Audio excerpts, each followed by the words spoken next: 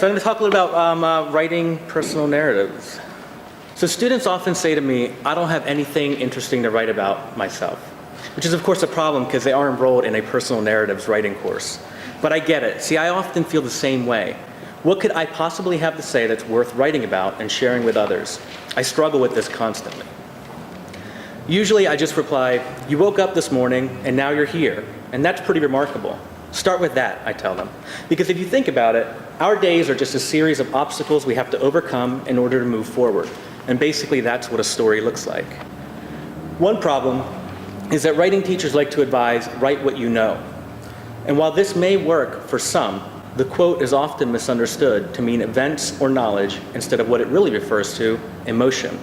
We've all felt love, loss, hurt, joy, pain. We know those emotions. I like to use Eudora Welty's quote, write about what you don't know about what you know.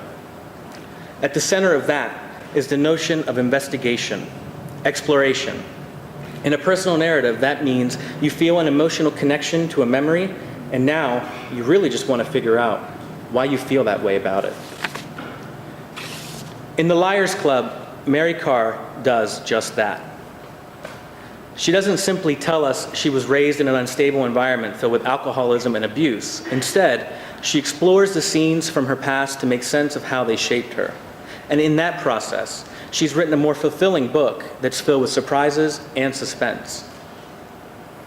So personal narratives are made of facts, emotions, and memories. Emotions and facts can't really be argued. Something happened. You feel something. But memory is subjective. Memory is a representation of an event that we're seeing through the lens of who we are now. And exploring that gray area is at the heart of what I think memoir writing is really all about.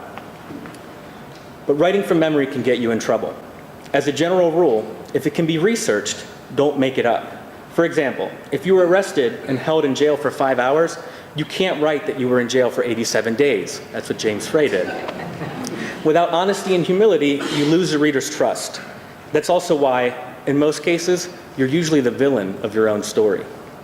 Cheryl Strayed in Wild celebrates her achievements while showing both the triumphs and the failures. She shows the dirt beneath her fingernails, the wounds on her body, and the wounds she's inflicted on others. And that's what makes hers such a powerful story.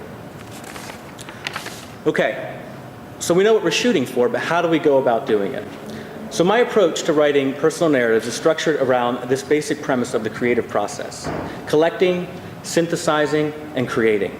And many of you probably use a similar or something similar to this in the work that you do every day. So to collect means that you are a receptacle. Everything you read, watch, eat, and smell, every conversation you have, and every conversation you overhear is part of your creative ecology. It is a matter from which stories come from. As an artist, you are always on the hunt, to the point where this part of the process becomes second nature. You become a hoarder of experiences, ideas, and emotions.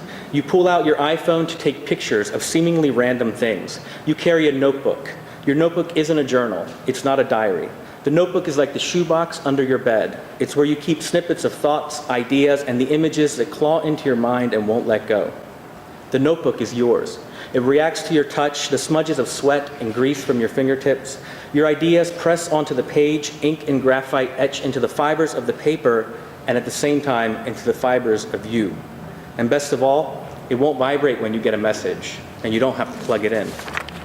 So you gather and you collect, and when you visit your mother one day, you ask her about the time Dad was taken from the house in a stretcher. You don't remember the name of the EMT. You don't remember your father refusing to get strapped in. You remember thinking, who will take me to soccer practice later? You remember thinking, will I still be able to go to a middle school dance on Friday? You try to imagine a world now where those are still the hardest questions you could have in such a situation. You wonder if you've changed at all, or if you're still that selfish teenager. You wonder, if I dropped dead right now, what would my kids think of me? You wonder, what does it mean to be a good man? And without realizing it, you're synthesizing. You're taking emotions and your ideas and connecting them with other research, ideas, and emotions that, until now, you had no clue were connected. But there they are, flashed across your mind like a constellation, speaking directly to you. This is Hercules. He's a professional performing old-time strongman. He bends steel with his bare hands and pulls airplanes with his hair.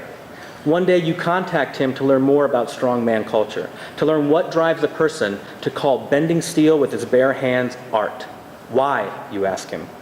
For months, you follow him to his performances, watch him train, tag along to hardware stores to stock up on wrenches he will later bend into S-shapes. Soon, he has you bending bolts and driving nails into boards with your hands. Then one day, over coffee, he says, I do this because I have to prove that I can be a better man, that I can be stronger than I was yesterday. And now you're creating. You write and rewrite. You examine and re-examine. A better man, a good man, a stronger man, a strong man. You fill pages and you cut pages and you fill more pages. You hit a wall and start back at the beginning until the process begins to feel like its own feat of strength. Milo of Croton carried a calf up a hill every day until eventually the calf became a full-grown cow and Milo had grown strong enough to carry it. Imagine what he learned about himself every day on that trip as he grew physically, mentally, emotionally stronger than he was the day before. So through this process, you eventually come to realize you haven't actually been writing about bending bolts or carrying a cow up a mountain. Instead, you realize this whole time you've been writing about being better. You've been writing about longing to leave behind a story the people you love will find worth telling. Thanks.